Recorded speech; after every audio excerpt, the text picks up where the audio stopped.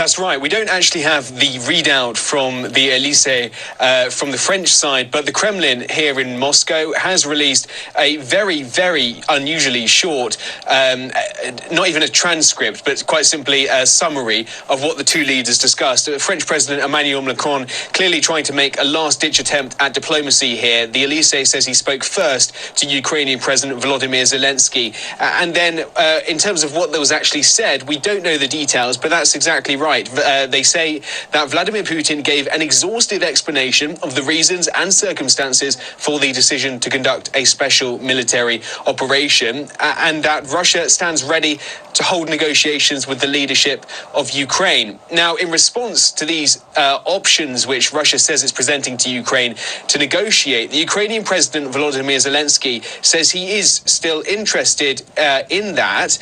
In a speech, or at least in a speech to the country, indeed, which is also published on his Telegram channel, he said that we are not afraid of Russia. We are not afraid to talk with Russia. We are not afraid to talk about everything, security guarantees for Ukraine, and not even afraid to talk about a neutral status. Now, that's an interesting development because previously Ukraine had been very staunch about its position, its willingness and desire to continue to join NATO. But perhaps the issue here for Ukraine is his country looks like it could be on the verge of being destroyed, and this could be exactly Russia's intention to try to arrange such a situation for Ukraine that ultimately Volodymyr Zelensky has to make concessions.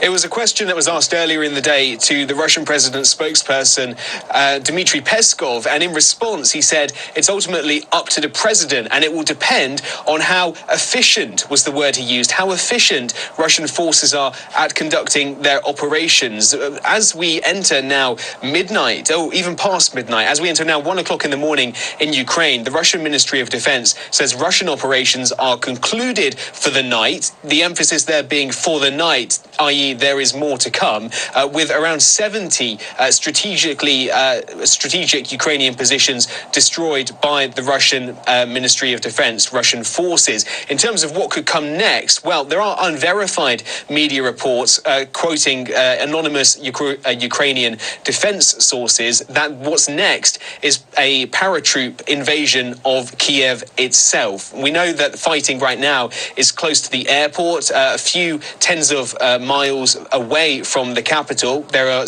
intense scenes of fighting there after the Ukrainian forces seemingly managed to take that airport back from Russian forces. A small win in what has otherwise been a very dark day for Ukraine. But as this goes on, it looks like Russia's not achieved its objectives yet, and there will be more to come.